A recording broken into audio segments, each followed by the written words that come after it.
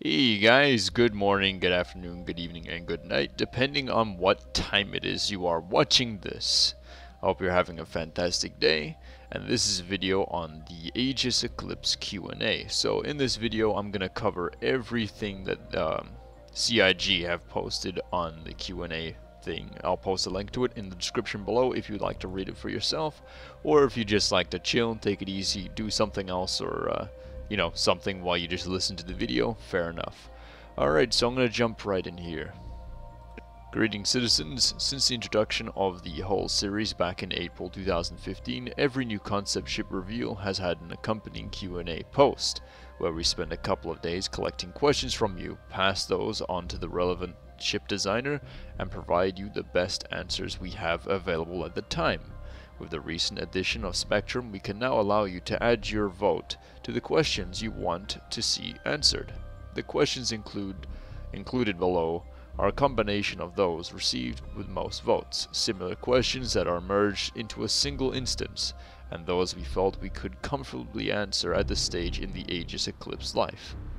Now that the ship concept is complete, it will enter a new development pipeline where many of the answers you see below will be fleshed out, and those missing will be determined and implemented, while it will still be some time before the new Aegis Eclipse is in game. We hope you are as excited as we are that the game expands with further development of stealth mechanics for the Star Citizen universe. As always, a special thanks to Jeffrey Coffin, Joe Crowe, and Todd Pappy, Ben Lesnick, for their help in answering your questions. I probably butchered those names, so yeah, sorry guys. Alright, let's continue. What does stealth mean in the Star Citizen universe?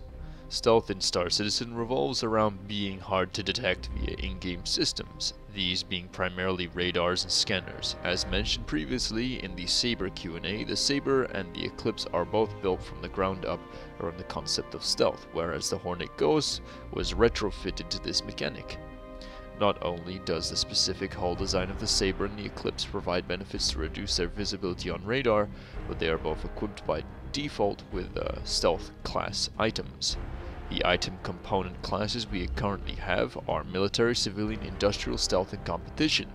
Stealth class items of each type will provide the lowest emissions, IR and EM, at the expense of raw output and durability. Other classes items will have comparable benefits and weaknesses, allowing players to mix and match items to tune their ship's behavior. Ships like the Eclipse come default with all stealth class items, whereas the Saber comes with some military and some stealth.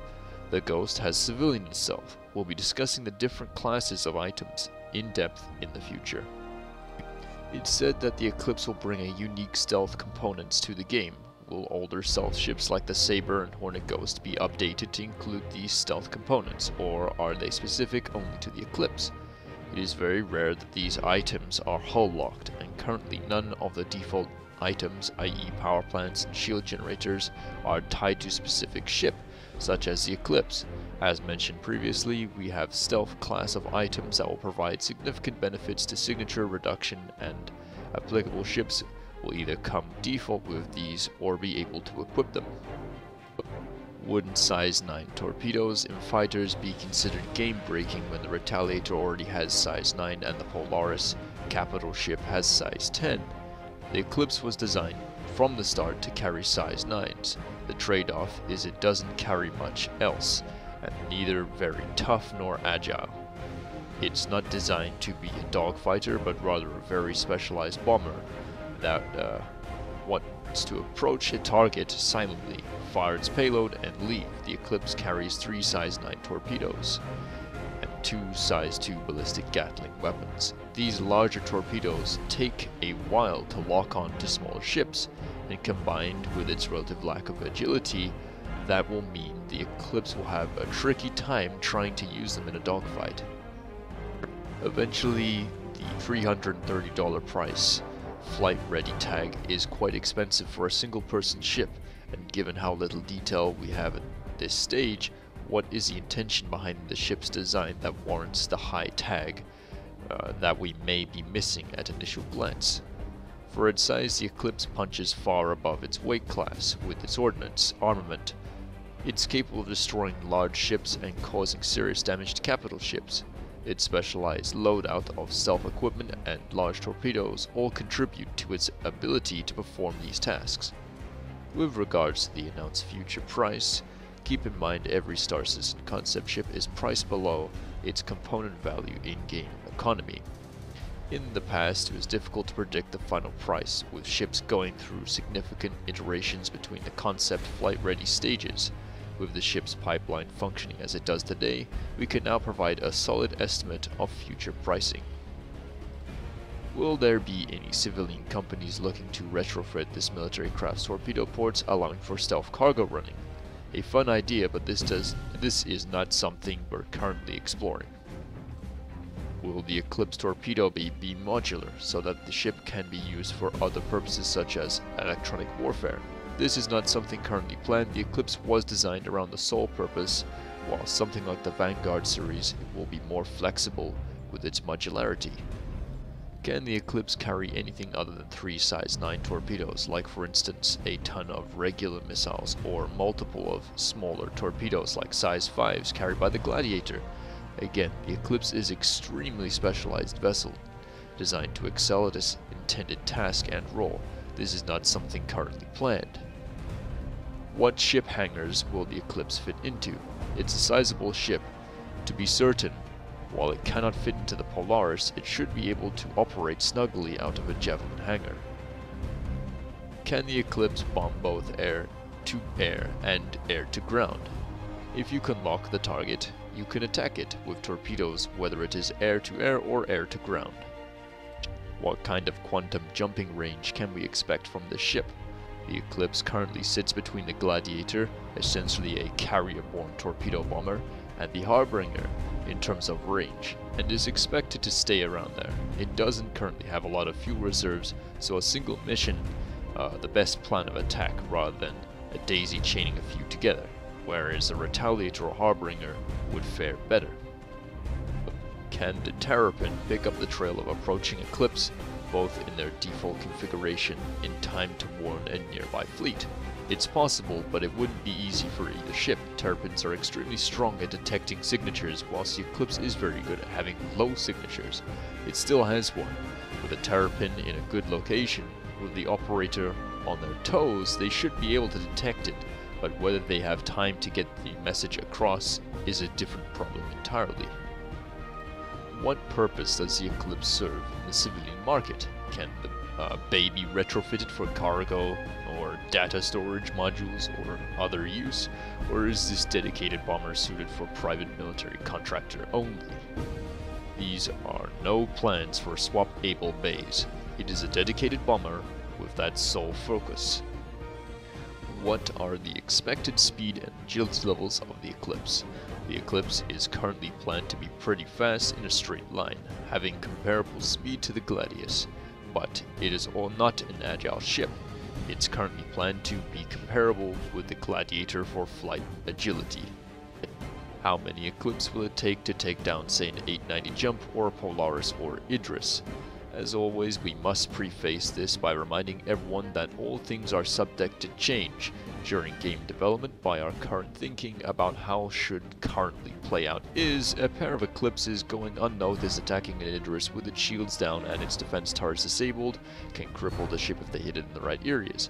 Attacking such a large target like this, though, would be fairly foolish with such a small attack force, though once you factor in the overall shields and defensive capabilities of everyone involved, sub-capital ships, however, are much more vulnerable to an Eclipse or two, whereas assaulting a capital ship would most likely require a first strike with an Eclipse or two, followed by heavier sustained assault with Retaliator, Gladiators, or Harbingers.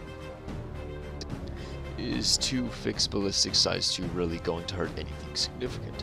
While the weapon complement is only one component in the overall success of any dogfight, similar loadouts on other ship designed for that purpose can often be more effective than on a ship with a specialized focus like the Eclipse.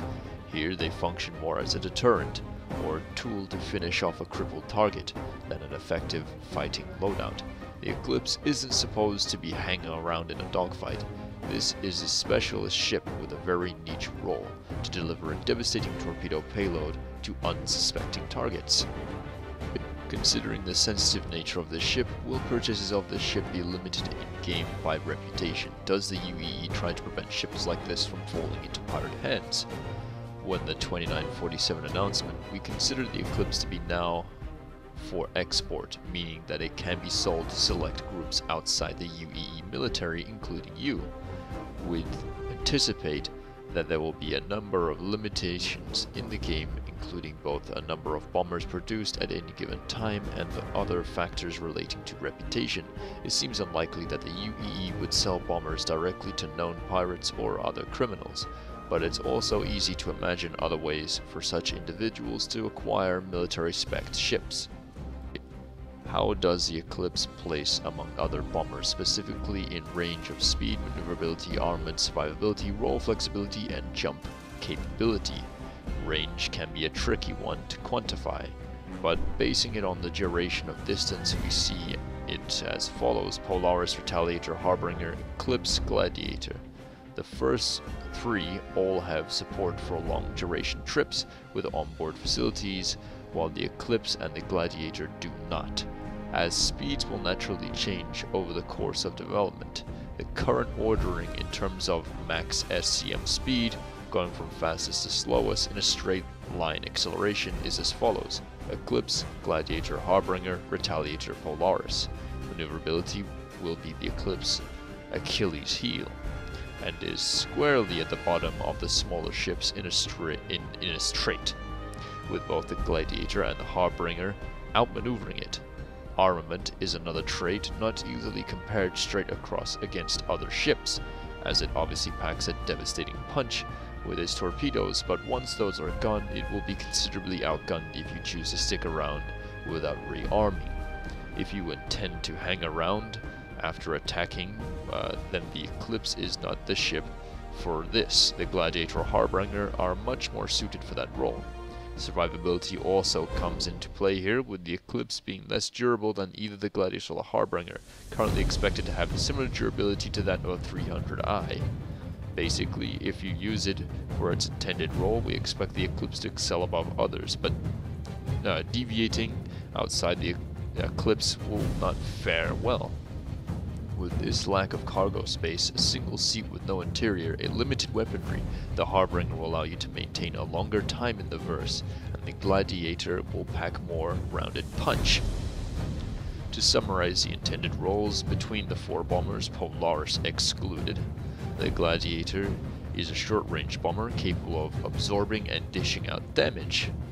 The Eclipse is the mid-range stealth bomber capable of sneaking up behind enemy lines and delivering a high damage strike, but should not stay in combat due to its defensive shortcomings.